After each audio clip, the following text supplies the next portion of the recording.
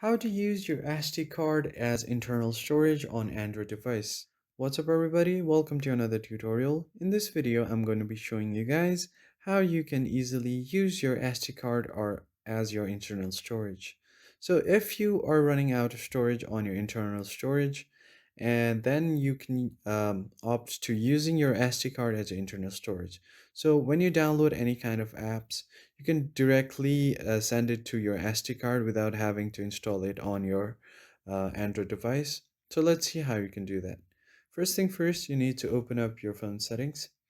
For this, you need to have your developers mode turned on. So for that, you need to click on About Phone and tap continuously on build number.